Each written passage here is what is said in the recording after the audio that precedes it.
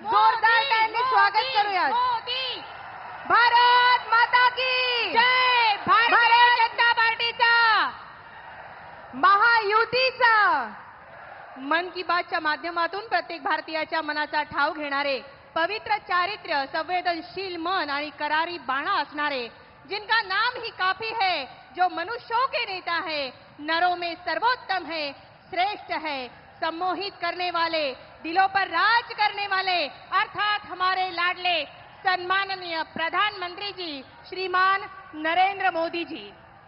इसी के साथ में श्री अनूप जी अग्रवाल, श्री गजेंद्र जी अंपाळकर, श्री बबनराव जी चौधरी, श्री राम भदाने जी यांना विनंती करते की त्यांनी जयकुमार भाऊ रावल विद्यमान आणि ओम प्रकाश खंडेलवाल त्यांना विनंती करते की विद्यमान प्रधानमंत्री आदरणीय श्री नरेंद्र जी मोदी यांचा सत्कार करून या सभेत त्यांचं सहर्ष स्वागत करायचं आहे, जिन्होंने अपने कार्यों से भारत को एक प्रभावशाली और विकासशील देश बनाया है. उनके नेतृत्व में भारत को प्रमुख दर्जा मिला है. हमारे देश के ऐसे गौरवान्वित और महापुरुष विश्व के इतिहास में एक नया इतिहास जिन्होंने बनाया है. प्रधानमंत्री नरेंद्र जी मोदी का बहुत बहुत जोरदार तालियों के साथ स्वागत करेंगे. धुळे. या ऐतिहासिक क्षणांना बंदिस्त करूया हृदयाच्या कप्प्यात आणि जीवनभर पुरवूया. इथे उपस्थित असलेल्या सर्वांना सुयश चिंतूया. अनूपजी अग्रवाल आणि देवेंद्रजी फडणवीस यांचा सन्मान करतायत अनूप भैया अग्रवाल. त्याचसोबत आज आता सभा पुढे नेऊयात आणि सर्वसामान्यांसाठी झटणारे त्यांची अशी वृत्ती आहे की त्याचसोबत संघटन कौशल्य आणि असलेले यानंतर सन्मान करतायत नरेंद्रजी मोदी यांचा महायुतीचे विजय भाऊ चौधरी, राज्यभरात प्रदेश महामंत्री म्हणून सतत प्रवास करणारे उत्तर महाराष्ट्राचे प्रभारी माननीय विजय भाऊ चौधरी. आणि मी मान्यवरांना माल्यार्पण करण्याची विनंती करेन. चला यासोबत आपण कार्यक्रम पुढे नेऊयात आणि सर्वसामान्यांसाठी झटण्याची वृत्ती, त्याचसोबत संघटन कौशल्य असलेलं अभ्यासू व्यक्तिमत्व आणि कुशल नेतृत्व यामुळे सर्वसामान्यांच्या हृदयात ज्यांनी आदराचे असे स्थान निर्माण केले ते आपल्या छत्रपती राज्याचे शिवाजी महाराज की, डॉक्टर बाबासाहेब आंबेडकर की. ज्या संविधानानं आपल्याला मतदानाचा अधिकार दिला त्या बाबासाहेब आंबेडकरांना आदरांजली आणि छत्रपतींना विनम्र अभिवादन. चला यासोबत कार्यक्रम पुढे नेऊयात आणि आता मी आपल्या राज्याचे लाडके माननीय मुख्यमंत्री श्री उपमुख्यमंत्री श्री देवेंद्रजी फडणवीस साहेब यांना विनंती करते की त्यांनी आजच्या सभेला इथे संबोधित करावे. एकदा जोरदार टाळ्यांनी त्यांचं स्वागत करूया.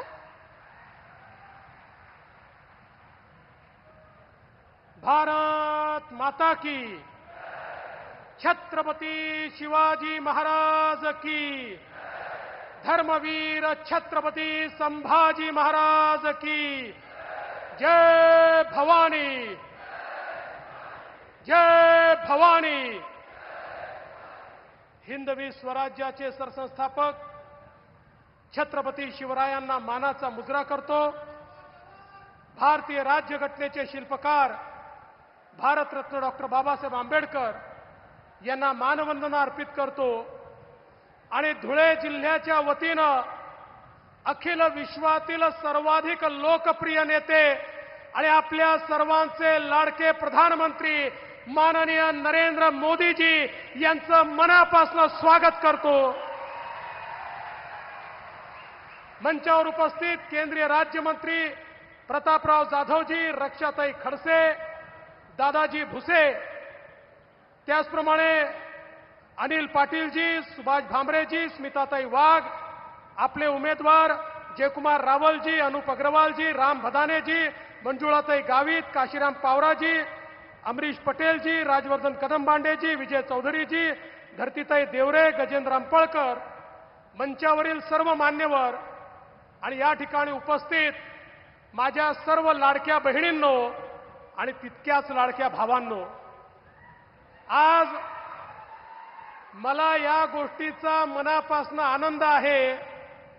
महाराष्ट्राच्या निवडणुकीमध्ये माननीय मोदीजींच्या प्रचाराची सुरुवात खानदेशाच्या धुळ्यातनं होते आहे ही आपल्याकरता अत्यंत आनंदाची गोष्ट आहे.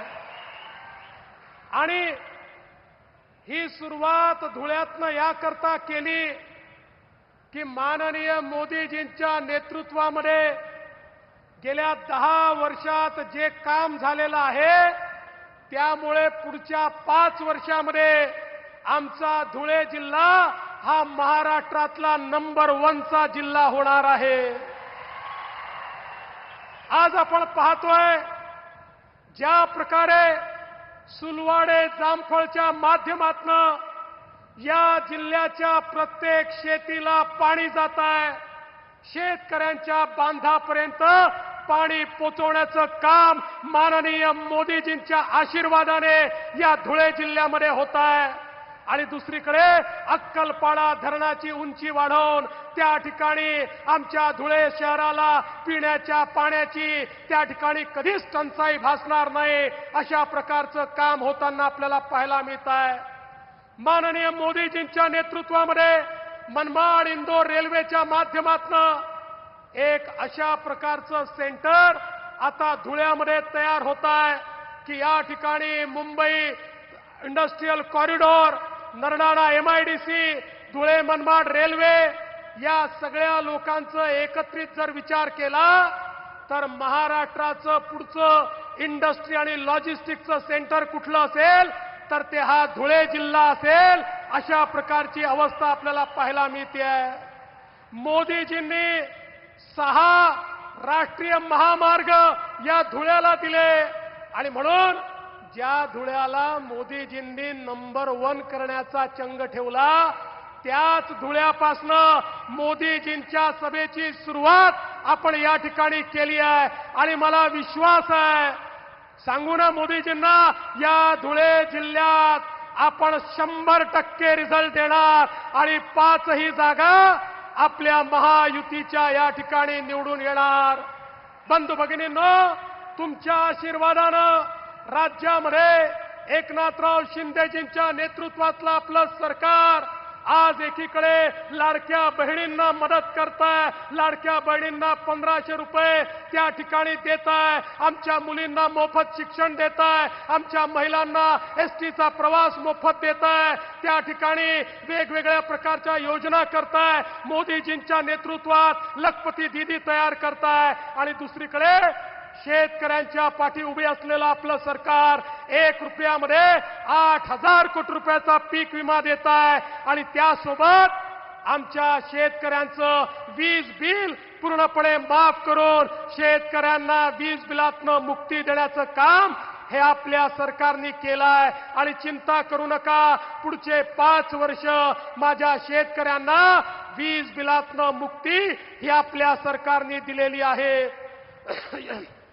एवढंच नाही तर आता एकीकडे आपण हा निर्णय केला की आपल्या शेतकऱ्यांना पुन्हा एकदा तुमच्या आशीर्वादाने महाराष्ट्रात सरकार आलं की संपूर्ण कर्जमाफी देण्याचा निर्णय देखील आपल्या सरकारने घेतलेला आहे. आणि त्यासोबत कधी जर MSP मध्ये बाजारभाव जर कमी झाला MSP पेक्षा तर भावांतर योजना राबवून त्या माध्यमातून शेतकऱ्यांच्या खात्यात थेट पैसे देण्याचा निर्णय देखील आपल्याच सरकारने या ठिकाणी घेतलेला आहे. सांगण्यासारख्या गोष्टी खूप आहेत. आमच्या लाडक्या भावांना 10 लाख रोजगाराच्या संधी आपण देतोय. वेगवेगळ्या योजनांच्या माध्यमातून सगळ्या समाजाला घेऊन आपण पुढे चाललो आहे. पण बंधू भगिनींनो, हे सगळं करत असताना एकीकडे आम्ही विकास करतोय, सर्व जाती धर्मांना सोबत घेऊन या महाराष्ट्राला पुढे नेतोय.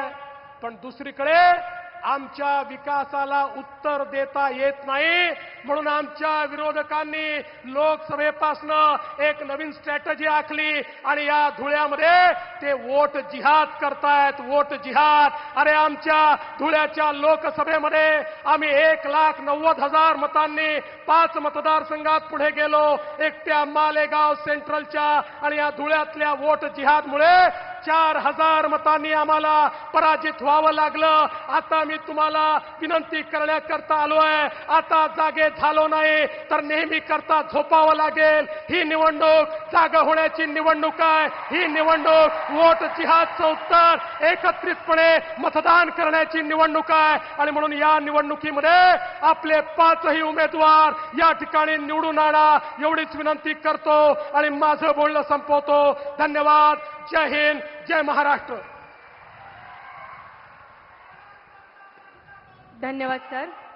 आणि आमंत्रित करूया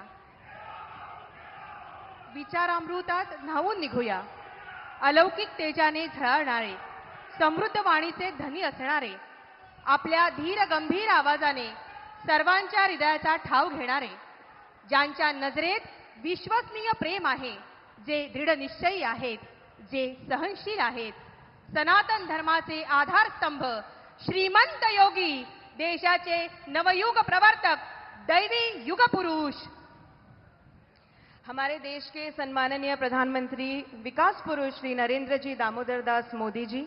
मोदी जी देश के ही नहीं विश्व नेताओं में से भी एक विख्यात मुखर वक्ता हैं. उनके ओजस्वी भाषण से तो हम सभी परिचित हैं. धूमिल हो रहे भारत के स्वप्नों को फिर से जगाया है. स्वर्ण योग की कामना लेकर फिर से इस जमीन पर एक शूरवीर आया है. देश को एकता के सूत्र में पिरोकर अखंडता का नूर लाया है. विश्व के नवपटल फिर से करने के लिए नए युग का आरंभ मोदी जी के रूप में एक देवदूत आया है. एक देवदूत आया है. जोरदार तालियों के बीच स्वागत करेंगे सम्माननीय प्रधानमंत्री नरेंद्र जी मोदी जी का. भारत माता की जय. भारत माता की जय. विचारामृत हृदयाच्या कप्प्यापर्यंत गेलं पाहिजे.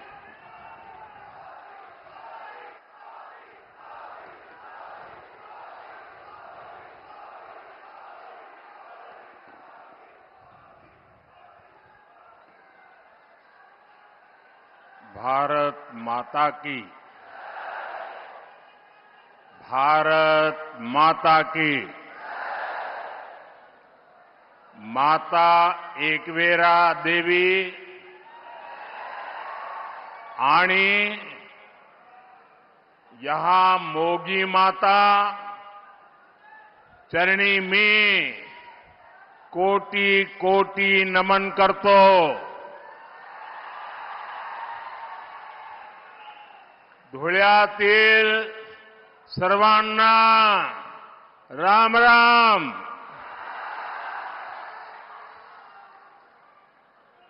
आज एक बार फिर मुझे भगवान खंडोबा का आशीर्वाद लेने का सौभाग्य मिल रहा है. धुळे की ये धरती और महाराष्ट्र से मेरा अपनापन आप सब भली भांति जानते हैं. महाराष्ट्र से मैंने जब भी कुछ मांगा है, महाराष्ट्र के लोगों ने दिल खोलकर मुझे अपना आशीर्वाद दिया है.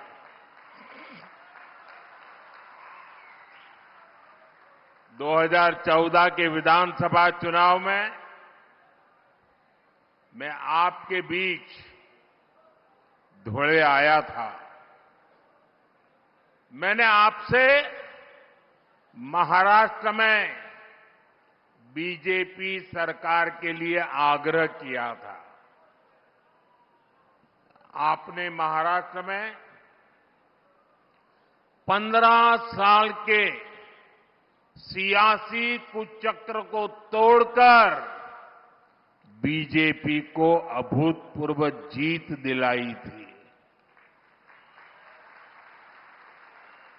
और आज एक बार फिर मैं धुळे की धरती पर आया हूं. धुळे से ही मैं महाराष्ट्र में चुनाव अभियान की शुरुआत कर रहा हूं. आपका ये प्यार, ये अपार जन समर्थन, ये जन समूह, जितने लोग पंडाल में हैं, उससे ज्यादा पंडाल के बाहर है।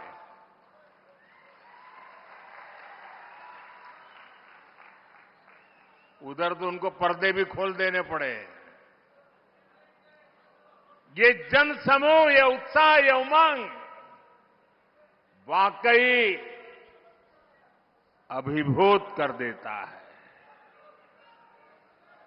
हम सभी को, भाजपा को, महायुति को, महायुति के एक एक उम्मीदवार को आपके आशीर्वाद चाहिए। मैं आपको विश्वास दिलाता हूं, पिछले 2.5 वर्षों में महाराष्ट्र के विकास को जो गति मिली है, उसे रुकने नहीं दिया जाएगा।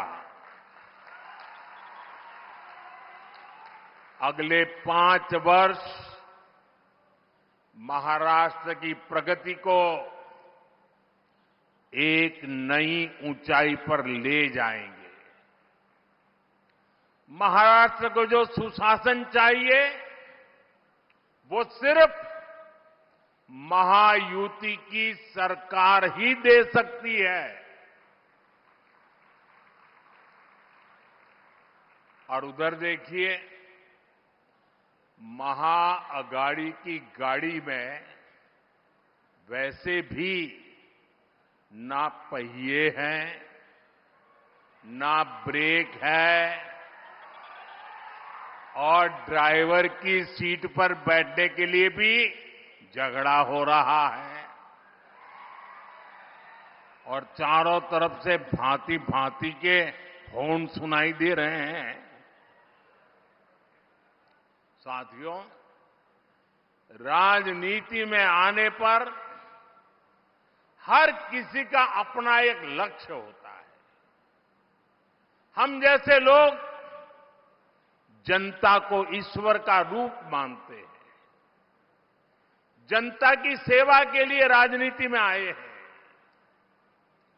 वही कुछ लोगों की राजनीति का आधार है लोगों को लूटना। जब लोगों को लूटने की नीयत वाले महाअगाड़ी जैसे लोग सरकार में आ जाते हैं, तो वो विकास ठप कर देते हैं।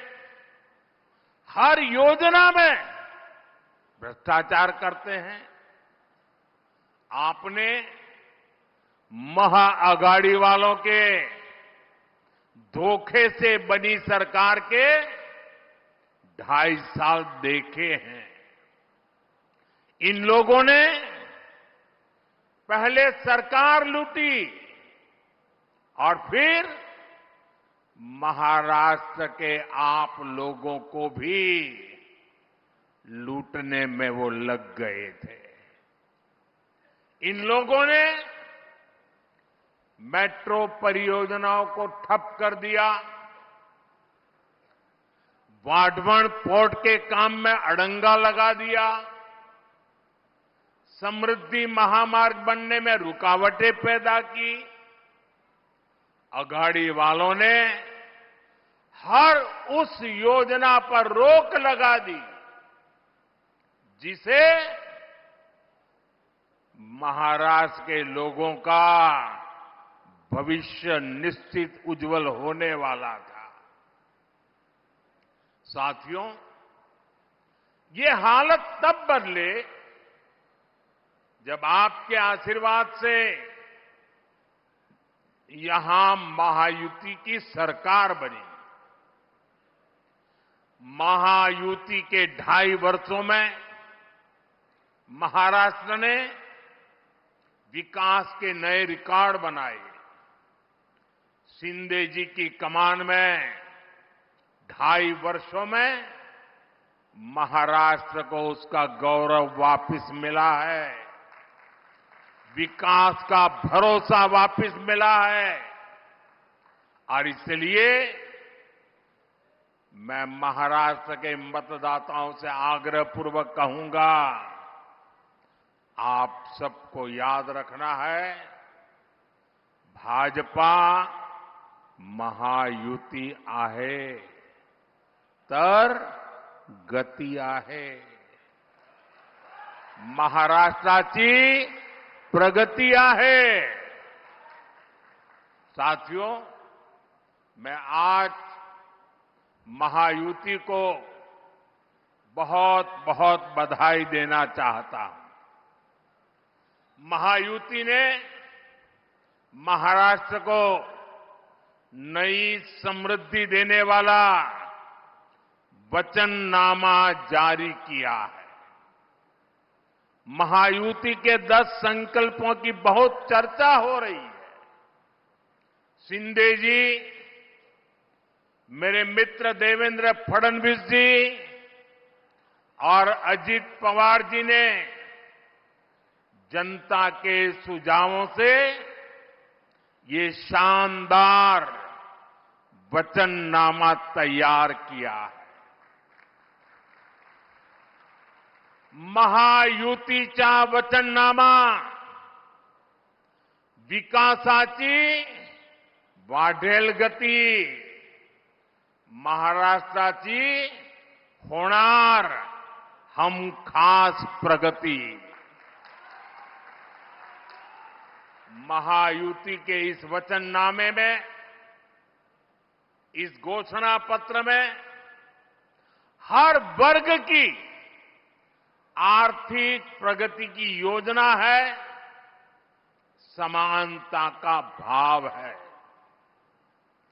सुरक्षा का एहसास है और सबको साथ लेकर चलने का विश्वास है। इसमें महाराष्ट्र के भविष्य का रोड मैप है। मैं ऐसे जन कल्याणकारी वचननामे के लिए महाराष्ट्र की जनता को भी विशेष रूप से बधाई देता हूं। महायुति का वचननामा विकसित महाराष्ट्र का आधार बनेगा, विकसित भारत का आधार बनेगा।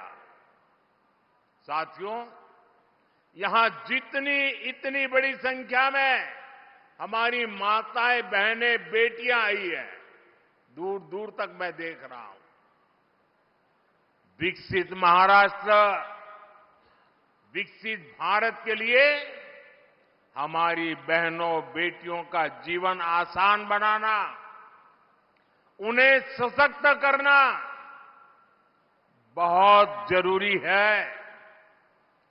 जब महिलाएं आगे बढ़ती हैं तो पूरा समाज तेजी से प्रगति करता है।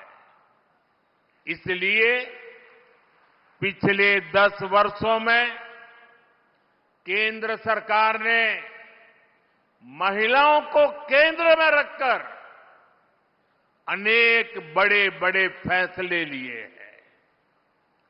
पिछली सरकारों ने सैनिक स्कूलों से लेकर काम के कई क्षेत्रों में महिलाओं का रास्ता रोका हुआ था। ये मोदी है, उसने वो सारे बंधन हटाए, महिलाओं को ज्यादा से ज्यादा क्षेत्रों में काम के अवसर दे दिए, सारे दरवाजे खोल दिए। हमने नारी शक्ति बंधन अधिनियम के जरिए विधानसभाओं और संसद में महिलाओं को आरक्षण का अधिकार दिया। शौचालय से लेकर गैस सिलेंडर तक हर योजना के केंद्र में हमारी माताएं, बहनें ही रही है। हमने जब इन योजनाओं को शुरू किया था तब कांग्रेस के लोग हमारा मजाक उड़ाते थे, लेकिन आज वही योजनाएं महिला सशक्तिकरण का पर्याय बन गई है। मुझे खुशी है कि महाराष्ट्र की महायुति सरकार भी हमारे विजन को आगे बढ़ा रही है। माताओं को, बहनों के लिए यहां अनेक योजनाएं शुरू की गई है। आज महाराष्ट्र में हर डॉक्यूमेंट पर माता का नाम अनिवार्य कर दिया गया है। महायुति सरकार के इस फैसले का हर किसी ने खुले दिल से स्वागत किया। मुझे खुशी है कि महाराष्ट्र पुलिस में 25,000 बेटियों की भर्ती से एक नया विश्वास पैदा होने वाला है, महिलाओं का सामर्थ्य बढ़ने वाला है और महिला सुरक्षा बढ़ेगी और बेटियों को रोजगार भी मिलेगा। साथियों, हमारी सरकार महिलाओं के सशक्तिकरण के लिए जो कदम उठा रही है वो कांग्रेस और उसके गठबंधन को बर्दाश्त नहीं हो रहा है। आप जानते हैं कि महायुति सरकार की माझी लाड़की बहन योजना, ये माझी लाड़की बहन योजना की सिर्फ महाराष्ट्र में नहीं, देश के हर कोने में चर्चा है। लेकिन कांग्रेस माझी लाड़की बहन योजना को बंद करवाने के लिए भांति भांति साजिशें रच रही है।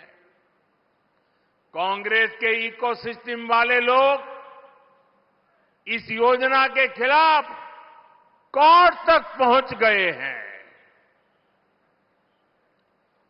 कांग्रेस और उसके साथियों ने ठान लिया है कि अगर उन्हें सत्ता मिली तो सबसे पहले इस योजना को बंद कर देंगे।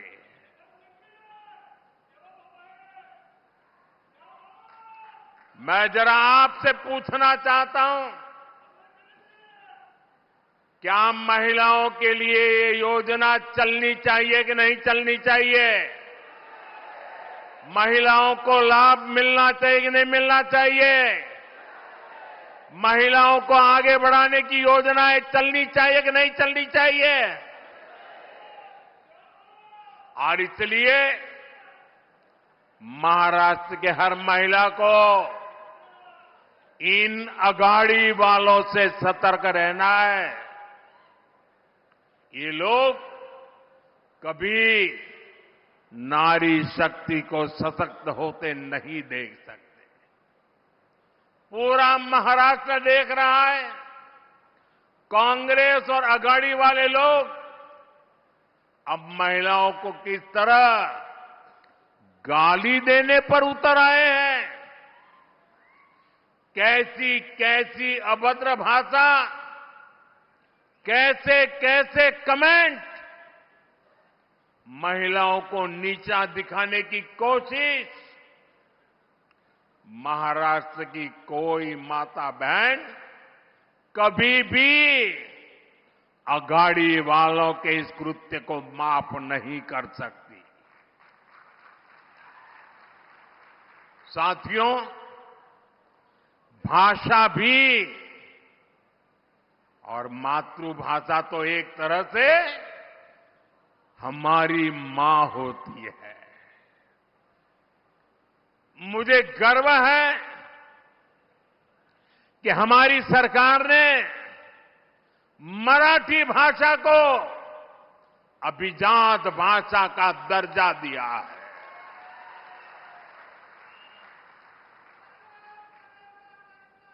इस फैसले के बाद मुझे देश और दुनिया भर के मराठी भाषी लोगों के संदेश मिल रहे हैं। लोग इस फैसले से भावुक हैं।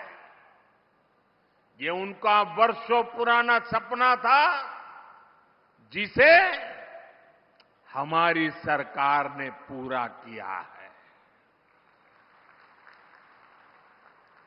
भाइयों और बहनों, मराठी भाषा को अभिजात भाषा का दर्जा मिले, ये दशकों से महाराष्ट्र के लोगों की इच्छा थी, मांग थी।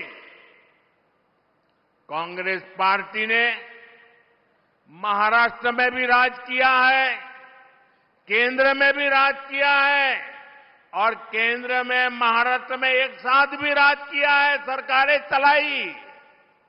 लेकिन मराठी को अभिजात भाषा का दर्जा मिले, इन्हें इसकी जरूरत नहीं लगी। इन्होंने हमेशा मराठी भाषा के सम्मान की मांग को अनदेखा किया। उन्हें अब भी परेशानी हो रही है। ये काम मोदी ने कैसे कर दिया? मोदी ने क्यों कर दिया? महाराष्ट्र के नाम पर राजनीति करने वाले अघाड़ी वालों का यही असली चेहरा है। साथियों, महाराष्ट्र में डबल इंजन सरकार ने कैसे काम किया है, ये आज पूरी दुनिया भी देख रही है। आज विदेशी निवेश में, नए अवसरों में महाराष्ट्र पहली पसंद है। लगातार 2 साल तक महाराष्ट्र विदेशी निवेश में नंबर 1 रहा है। इस साल के पहले 3 महीने में 50% से ज्यादा, 50% से ज्यादा विदेशी निवेश अकेले मेरे महाराष्ट्र में आया है। महाराष्ट्र को सभी निवेश परियोजनाओं में प्राथमिकता दी जा रही है। इलेक्ट्रॉनिक वाहन परियोजना, ग्रीन एनर्जी और सोलर प्रोजेक्ट, स्टील प्रोजेक्ट, ऐसे कितने ही प्रोजेक्ट महाराष्ट्र के अलग अलग हिस्सों में स्थापित किए जा रहे हैं। भारत का सबसे बड़ा पोर्ट, पूरे हिंदुस्तान का सबसे बड़ा, ये पोर्ट भी, बंदरगाह भी हमारे महाराष्ट्र में बन रहा है।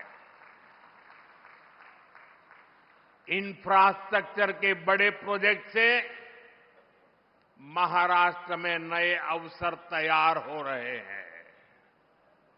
साथियों, और जिस दिन मैं वाढवण पोर्ट के शिलान्यास के लिए आया था, उस दिन हमारे देवेंद्र जी ने पब्लिक में एक इच्छा व्यक्त की थी। उन्होंने कहा था कि हिंदुस्तान का सबसे बड़ा बंदरगाह बन रहा है। मोदी जी इतना सारा कर रहे हो, हजारों करोड़ लगा रहे हो, तो वहां एक एयरपोर्ट भी बना देना। उस दिन तो मैं चुप रहा था, लेकिन भाइयों बहनों, जैसे ही आचार संहिता खत्म होगी, जैसे ही महाराष्ट्र में महायुति की शपथ विधि हो जाएगी, मैं महाराष्ट्र सरकार के साथ बैठ करके देवेंद्र जी की इच्छा कैसे पूरी हो, इस बात के लिए काम करूंगा।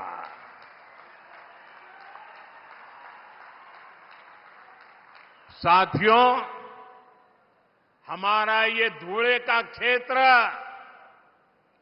औद्योगिक विकास का गढ़ रहा है और अभी देवेंद्र जी ने धुले का क्या बढ़िया वर्णन किया। देश में बहुत कम जिले हैं जिनको इतनी सारी सौगात एक ही इलाके में मिली होगी। ये टेक्सटाइल का भी बड़ा केंद्र है और मुंबई दिल्ली इंडस्ट्रियल कॉरिडोर से भी जुड़ा हुआ है। धुले की कनेक्टिविटी यहां के विकास के लिए बहुत जरूरी है। इसलिए धुले के इंफ्रास्ट्रक्चर और कनेक्टिविटी पर हजारों करोड़ रुपए खर्च किए जा रहे हैं। धुले सोलापुर हाईवे का काम जारी है। धुले इंदौर रेल मार्ग का काम स्वीकृत हो चुका है। इन सारी परियोजनाओं से यहां के युवाओं के लिए रोजगार के भी हजारों नए अवसर बने हैं। साथियों, महाराष्ट्र के किसानों को भी डबल इंजन सरकार में डबल फायदा मिला है। उन्हें पीएम किसान सम्मान निधि के 6,000 रुपये के साथ ही महायुति सरकार के नमो शेतकरी महासम्मान निधि के 6,000 रुपया अतिरिक्त मिलते हैं, यानी 12,000 रुपये की आर्थिक मदद मेरे महाराष्ट्र के किसान भाई बहनों के खाते में सीधी जाती है। अब एक कदम आगे बढ़ते हुए महायुति की सरकार ने इस राशि को 15,000 रुपये तक बढ़ाने की घोषणा की है। इसका बहुत बड़ा फायदा महाराष्ट्र के और मेरे धुले के किसानों को भी होगा। केंद्र सरकार ने पिछले 10 वर्षों में किसानों के लिए जो काम किए हैं, उनसे कांग्रेस के खोदे गए गड्ढों को भरने में काफी मदद मिली है। आज किसानों के पास फसल बीमा की सुरक्षा है। किसानों को सस्ती बिजली के लिए सोलर पंप दिए जा रहे हैं। किसान की फसलों की खरीदारी भी आज रिकॉर्ड स्तर पर हो रही है। फसलों पर एमएसपी के दाम भी लगातार बढ़ाए गए हैं। यही बीजेपी और महायुति का संकल्प भी है और हमारा किसान खुशहाल हो और देश समृद्ध बने।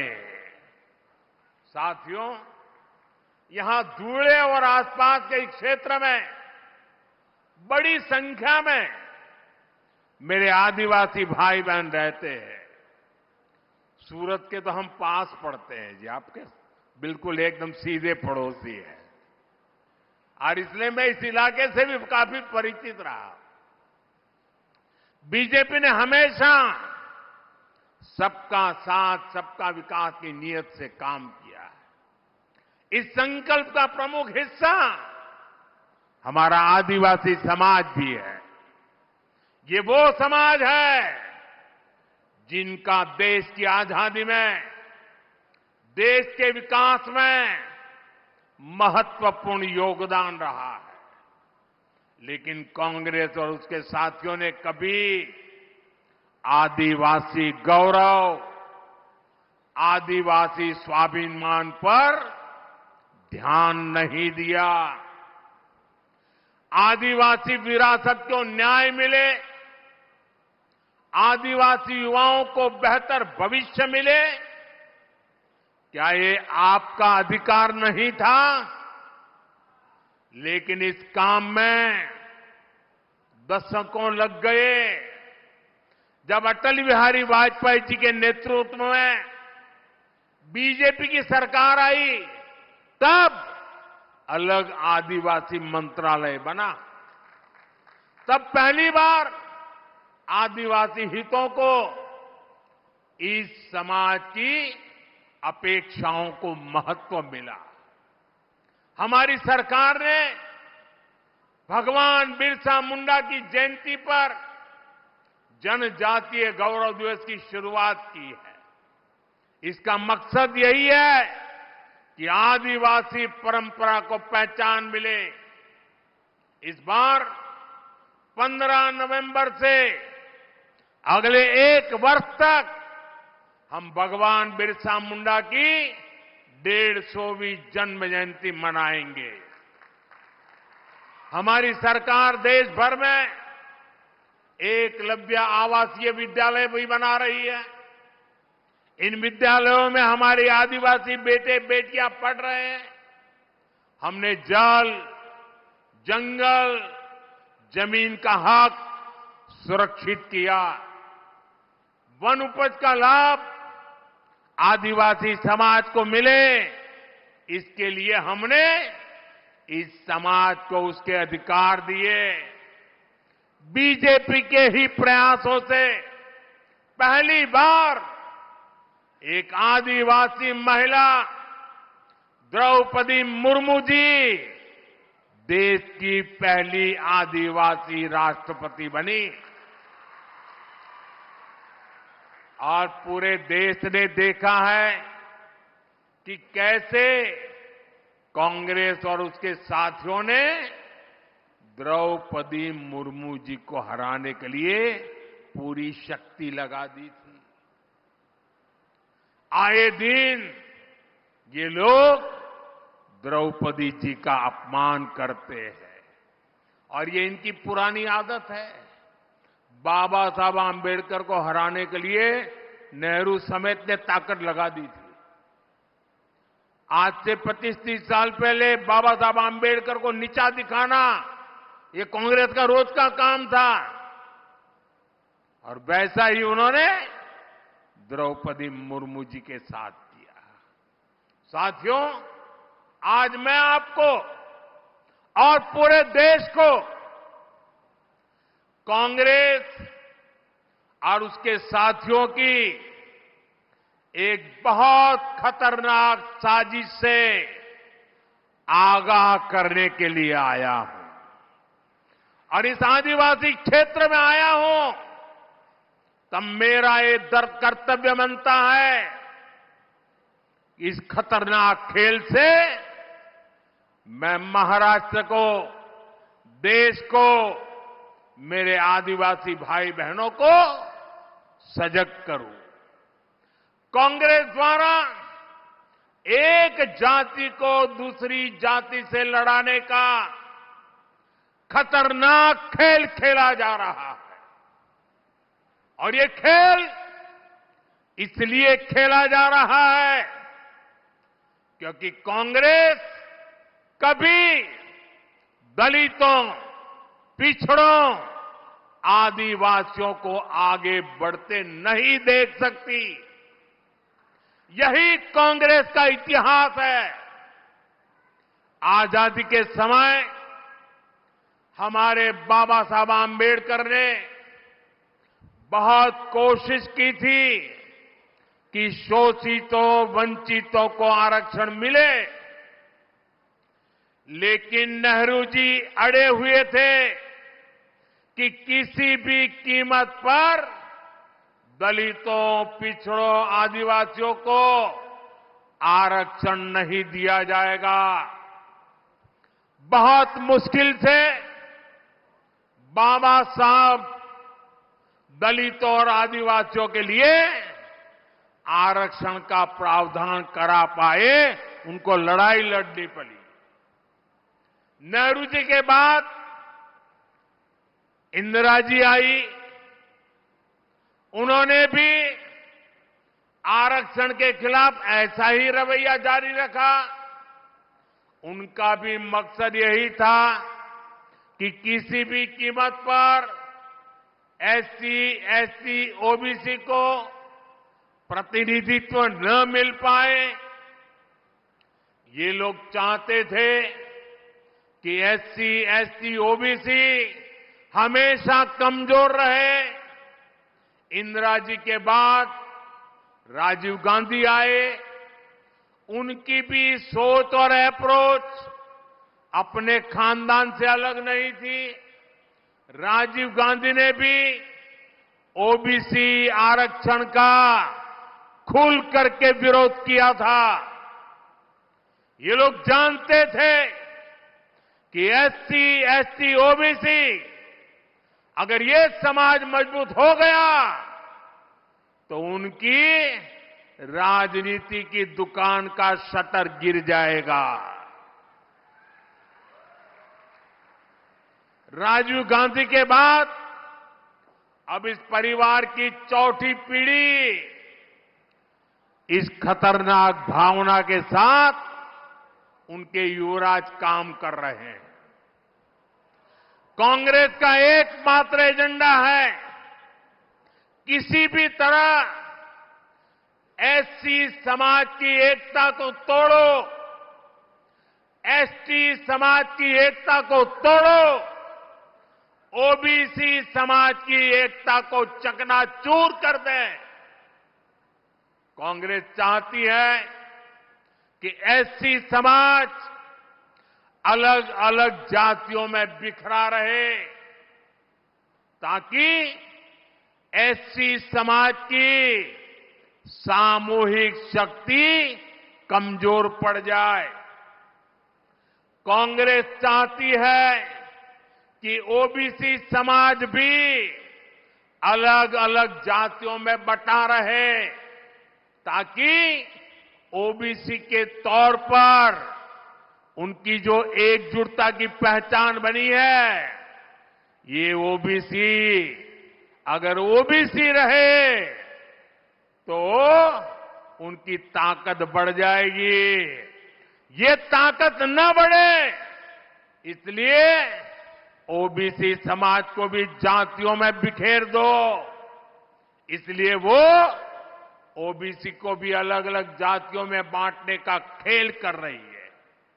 कांग्रेस चाहती है कि हमारा एसटी समाज अलग अलग जातियों में बटा रहे, क्योंकि आज आदिवासी के रूप में, जनजातीय समूह के रूप में, शेड्यूल्ड ट्राइब के रूप में समाज की एकता, समाज की एक पहचान, समाज की एकजुटता आज उभर करके आई है और वो मजबूती से अपनी आवाज उठा न पाए इसलिए उनको भी छोटी छोटी जातियों में बिखेर दो। यहां धुले के इस क्षेत्र में हमारे भील गरासिया, कोकना, कोकनी, कोली महादेव, डोंगर कोली, वारली, ठाकर, कोली ठोर, टोकरे कोली, गमीत, गमता, गवीत, पारगी, कटकरी, धानका, तड़वी, तैतरिया, ऐसी आदिवासी जातियां रहती है।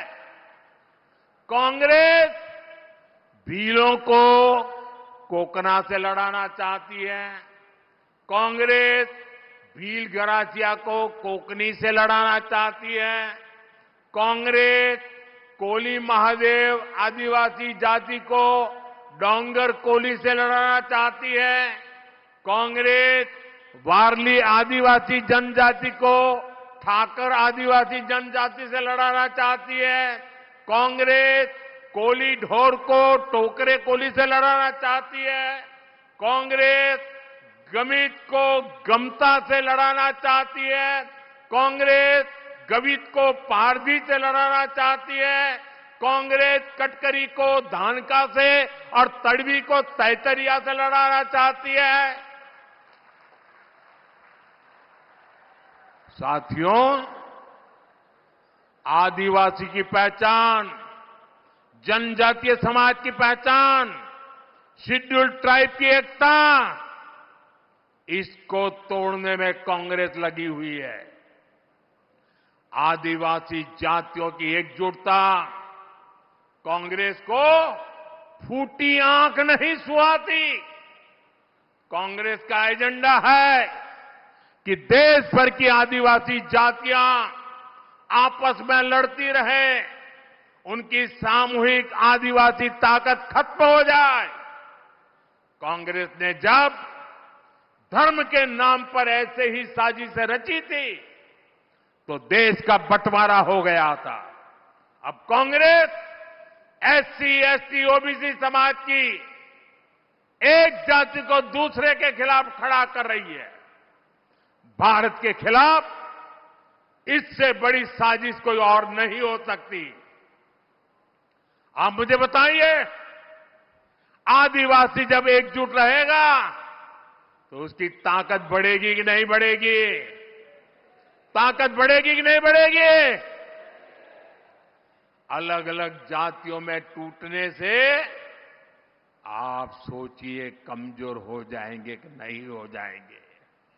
इसलिए मैं कहता हूं, एक है तो सेफ है, एक है तो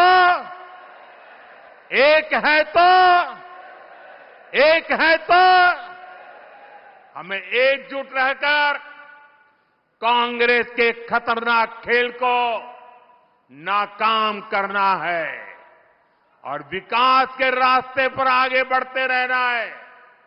साथियों, आजादी के बाद महात्मा गांधी कांग्रेस को खत्म करना चाहते थे। उन्होंने कहा था, अब आजादी मिल गई, कांग्रेस को बिखेर दो। उन्हें कांग्रेस को लगने वाली बीमारी का अंदाजा था।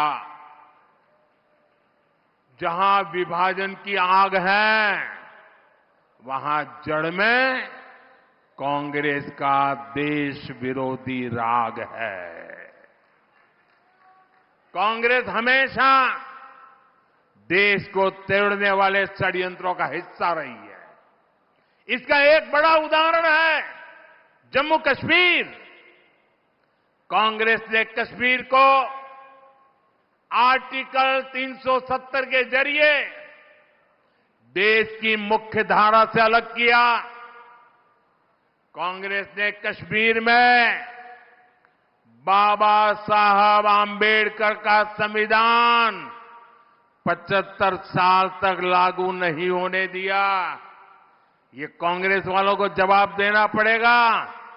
इतने लोग कांग्रेस के राज करते रहे, ये परिवार राज करता रहा, क्या कारण था? बाबा साहब आंबेडकर का संविधान जम्मू कश्मीर में लागू नहीं हुआ। देश में 2 संविधान चलते थे। ये मोदी आया तब जाके बाबा साहब आंबेडकर संविधान जम्मू कश्मीर में लगा। और इसके कारण होता था क्या? कश्मीर में दलितों, वंचितों को उनका हक नहीं मिलने दिया। कांग्रेस ने आतंकवाद को संरक्षण दिया, अलगाववादियों का संरक्षण दिया। जो समस्या कांग्रेस ने पैदा की थी, हमने आर्टिकल 370 खत्म करके उस समस्या को भी खत्म कर दिया है। ये 21वीं सदी के भारत के सबसे बड़े फैसलों में से एक है। लेकिन जैसे ही मैं देशवासियों को कहता हूं, जरा जागिए, सचेत हो जाइए। जैसे ही कांग्रेस और इंडी गठजोड़ वालों का जम्मू कश्मीर में सरकार बनाने का मौका मिला, वो फिर से कश्मीर को लेकर साजिशें करने लगे हैं। आपने टीवी पे देखा होगा, 2-3 दिन पहले जम्मू कश्मीर विधानसभा में जो कुछ हुआ आपने देखा होगा। कांग्रेस गठबंधन वहां फिर से आर्टिकल 370 लागू करने का प्रस्ताव पारित किया है। दोस्तों, क्या ये देश स्वीकार करेगा? आप सहमत होंगे? कश्मीर को तोड़ने का कांग्रेस का एक कारनामा आपको मंजूर है? आर्टिकल 370 के समर्थन में विधानसभा के भीतर बैनर लहराए गए। जब बीजेपी के विधायकों ने जी जान से उसका विरोध किया तो उन्हें उठा करके सदन के बाहर फेंक दिया गया। कांग्रेस और उसके साथियों की एक घिनौनी सच्चाई पूरे देश को, पूरे महाराष्ट्र को समझनी होगी। कांग्रेस गठबंधन एक तरफ जम्मू कश्मीर से भारत का संविधान हटाने का प्रस्ताव पास करता है। कांग्रेस ने जो प्रस्ताव पारित किया है ना, इससे बाबा साहब का संविधान जो मोदी वहां ले गया है ना, वो फिर वापस कर देंगे और जम्मू कश्मीर में बाबा साहब के संविधान को घुसने नहीं देंगे।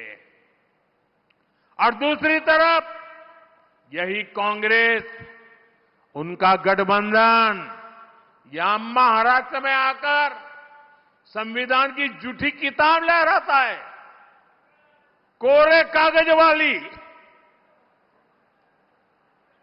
ये कोरे कागज वालों की कटी पतंग का जमाना आ गया है।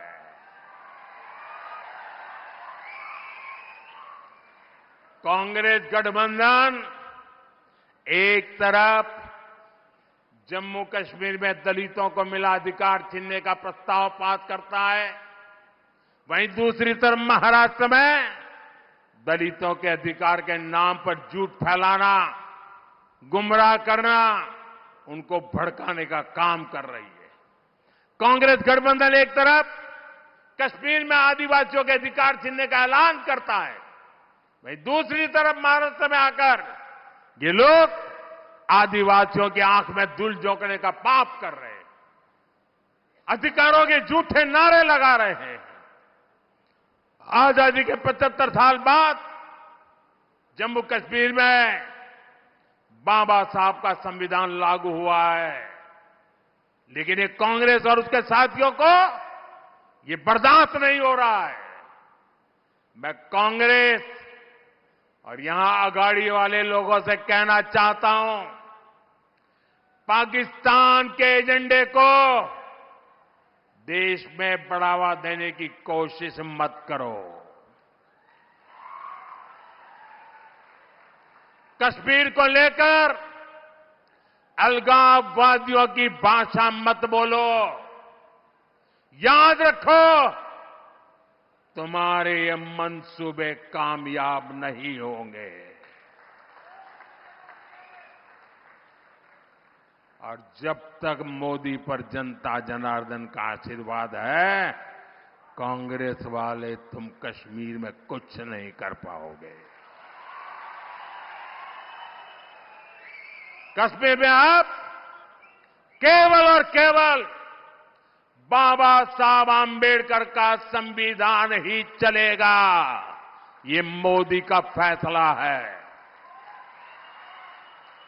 दुनिया की कोई ताकत अब कश्मीर में आर्टिकल 370 की वापसी नहीं करा सकती।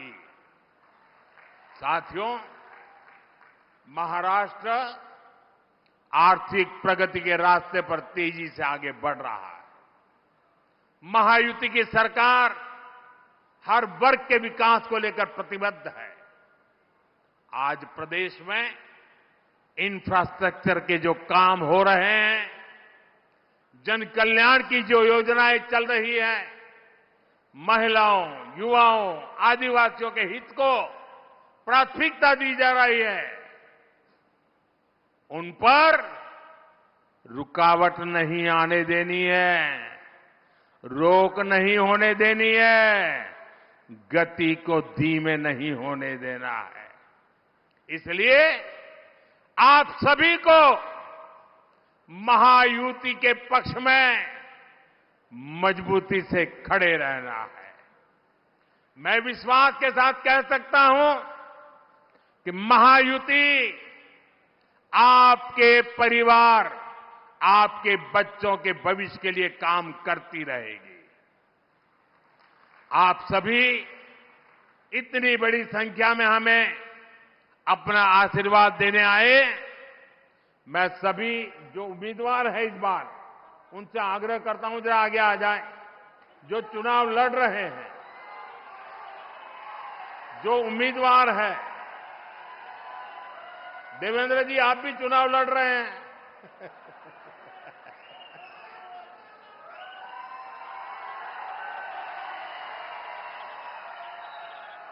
मेरे साथ बोलिए भारत माता की, भारत माता की, भारत माता की।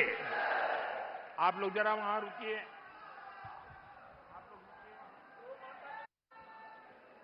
तोड़ना है हर पिंजरा, मेरी उड़ान अभी बाकी है। तोड़ना है हर पिंजरा, मेरी उड़ान अभी बाकी है। मंजिलें जमी भर नहीं, आसमान अभी बाकी है। लहरों का थमना नहीं, समंदर की बेबसी। बाहर खामोशी सही, भीतर कई तूफान अभी बाकी है, कई तूफान अभी बाकी है. विजय असो. इथे उपस्थित सर्वांना राष्ट्रकार्यात सुयश मिळो अशी आई एकविरेच्या चरणी प्रार्थना करूया. चौथ्यांदा असं झालं आहे की स्वतः मोदीजी आज धुळ्यामध्ये आलेले आहेत आणि महायुती विजय संकल्प सभाची ही पहिली अशी सभा आहे जिथे मोदींजींचा चरणस्पर्श झाला आहे. तर एकदा जोरदार होऊन जाऊ द्यात. अब की बार मोदी सरकार, भारत माता की जय. सबका साथ सबका विकास, महायुतीचा विजय असो. यासोबत इथे सभा संपन्न झाली आहे असं आम्ही घोषित करतो आणि आपल्या एवढ्या संख्येने इथे उपस्थिती नोंदवली त्याबद्दल तुमचं स्नेह आणि प्रेम आमच्यासाठी खूप महत्त्वाचं आहे. आजची ही सभा इथे संपन्न झाली आहे असं आम्ही घोषित करतो. खूप खूप धन्यवाद.